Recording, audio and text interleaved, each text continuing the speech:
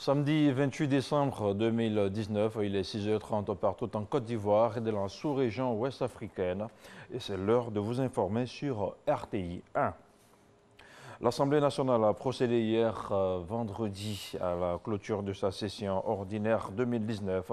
C'était en présence du vice-président de la République, Daniel Kablan-Duncan, l'occasion pour le président de l'institution de dresser le bilan des activités parlementaires.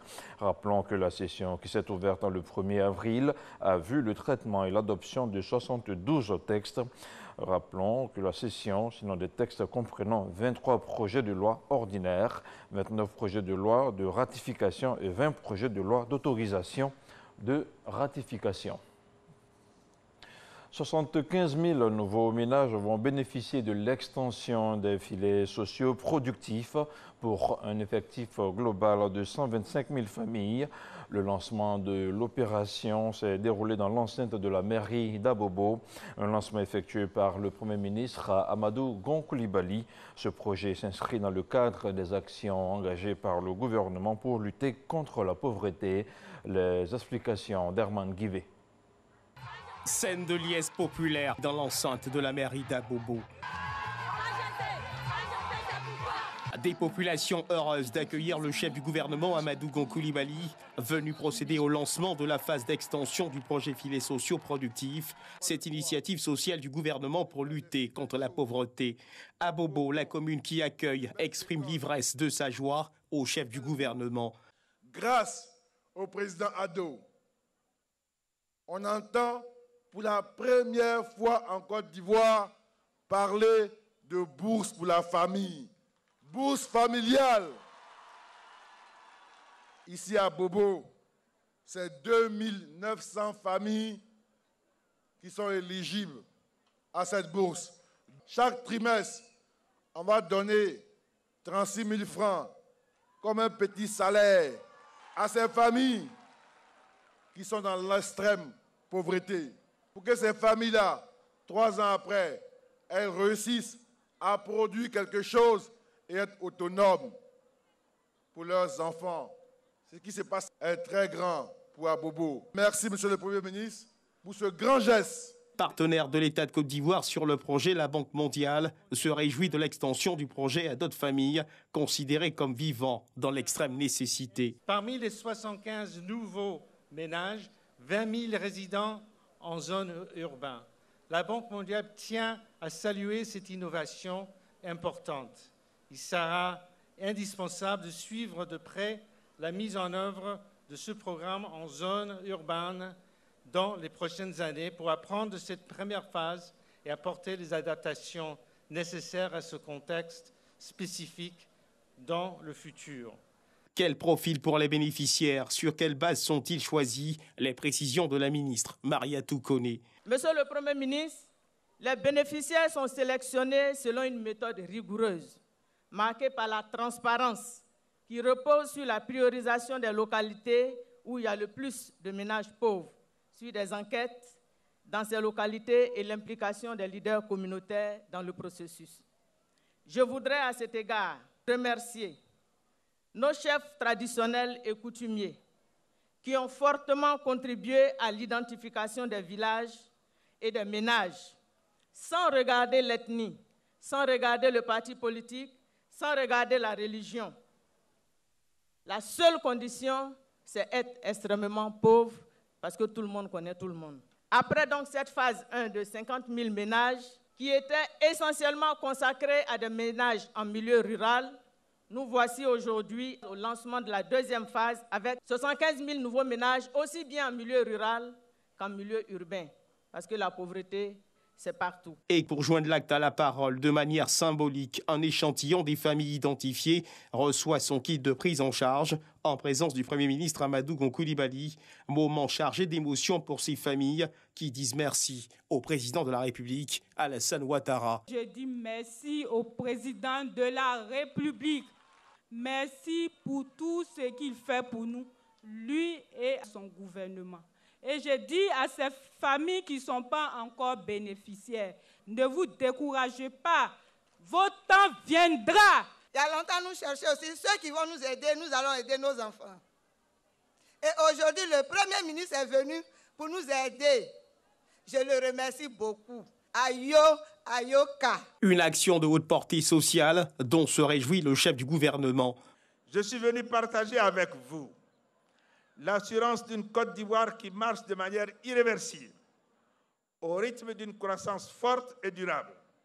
Mieux, je suis là pour vous exprimer l'engagement du gouvernement sous l'autorité du président de la République, son Excellence M. Alassane Ouattara, à travailler davantage et à multiplier les initiatives en vue de rendre cette croissance de plus en plus inclusive. C'est le sens de cette cérémonie et de ce programme des filets sociaux. Ce projet est un puissant moteur de redistribution ciblant les ménages économiquement faibles en milieu rural, mais aussi désormais ceux vivant en milieu urbain dans des conditions défavorables.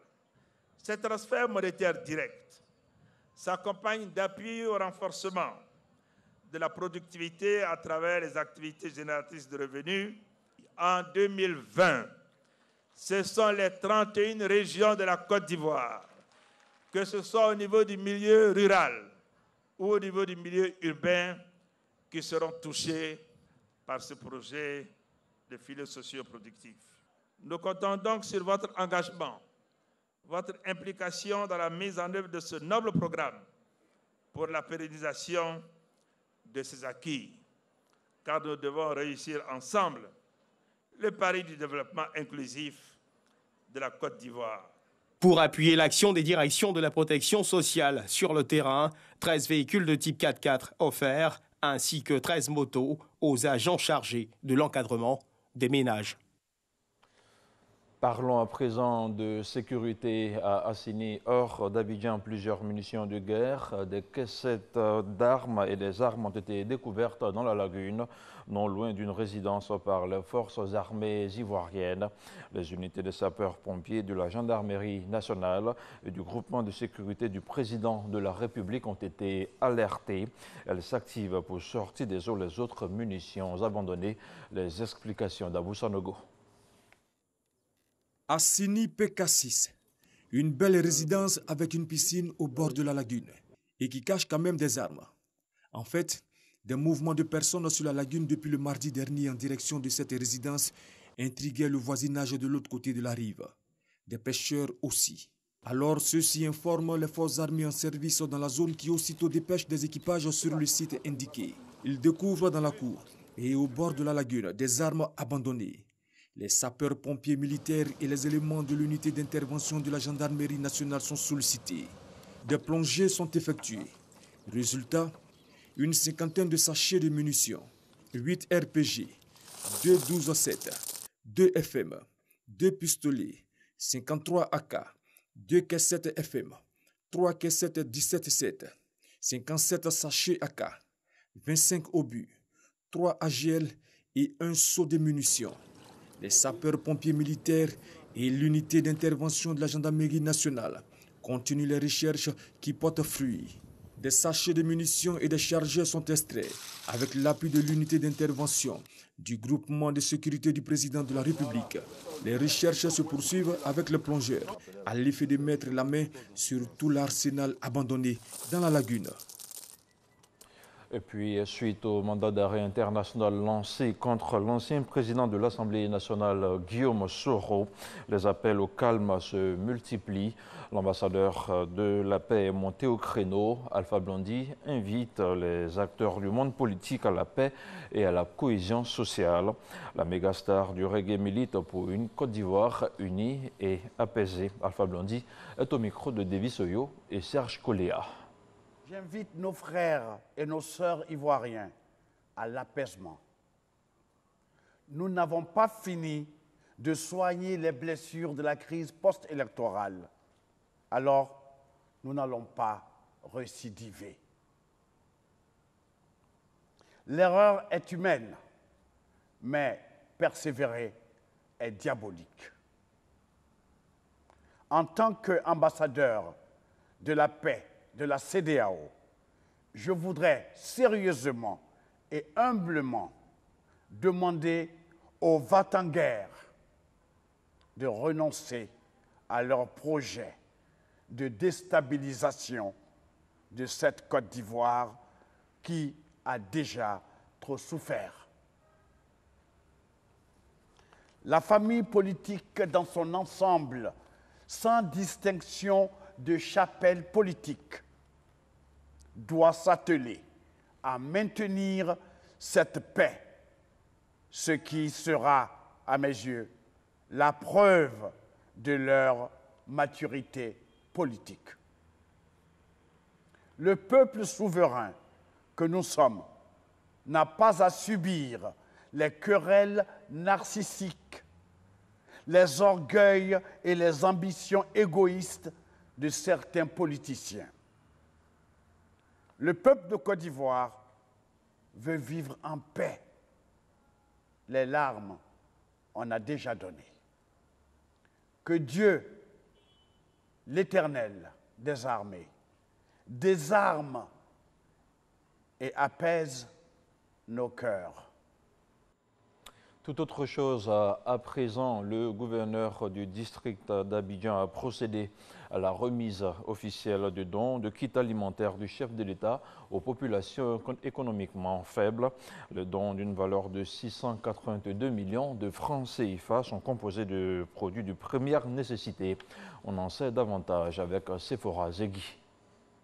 682 millions de francs CFA, c'est le coût global du don de kits alimentaires offerts par le président de la République Alassane Ouattara aux populations économiquement faibles des 13 communes que compte le district d'Abidjan. Comme de coutume, le gouverneur Robert Begré-Mambé procède à la remise officielle dans les locaux du service technique du district. Face à cette marque d'attention du chef de l'État, Nanan Léon Oga, chef honoraire du collectif des chefs coutumiers Tchaman, traduit la reconnaissance du peuple Tchaman au président Alassane Ouattara. Nous sommes heureux, nous les chefs de village, de vous adresser nos vifs remerciements et notre profonde gratitude pour cet élan de solidarité et de générosité jamais démenti à l'égard de nos populations.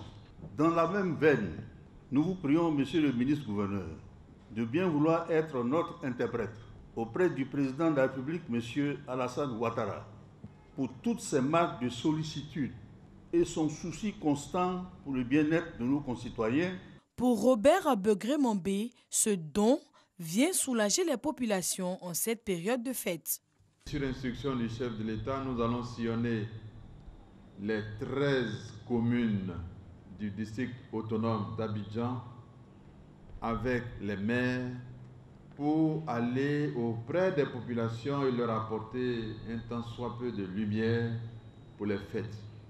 Ce don du président de la République est essentiellement composé de 267 tonnes de riz, 78 000 poulets, 99 300 litres d'huile, 148 800 boîtes de tomates concentrées, 4 tonnes de sel, 300 bouteilles de liqueur et de 160 bœufs. L'actualité internationale nous conduit dans la sous-région ouest africaine. Ce vendredi 27 décembre marquait la fin des derniers meetings de campagne en Guinée-Bissau. Avant le second tour de la présidentielle qui se tiendra demain dimanche, le scrutin opposera Domingo Simoes Pereira, le candidat du PAIGC, arrivé en tête du premier tour avec plus de 40% des voix. Il sera opposé à Omaro Sissoko Embalo du MADEM G15, qui avait recueilli 27,65% des voix. Plus de 760 000 Bissau-Guinéens participeront au scrutin. Et puis au Burkina Faso, le gouvernement a décidé de proroger l'état d'urgence d'1 an dans 6 des 13 régions du pays. Il s'agit de renforcer la lutte contre le terrorisme, a déclaré vendredi son porte-parole Remis Dandino. Ce dernier s'exprimait à l'issue du Conseil des ministres. Le précédent état d'urgence arrive à expiration le 12 janvier prochain. Les zones concernées restent les mêmes, à savoir les 14 provinces reparties dans la région de la boucle du Mouhoun, du centre-est, de l'est, des Hauts-Bassins du Nord et du Sahel. Et c'est ici que l'on s'arrête pour ce premier point d'information sur RTI 1. Vous retrouverez ce journal sur le www.rti.ci. Retrouvez à 13h Hamza Diaby. À demain, 6h30.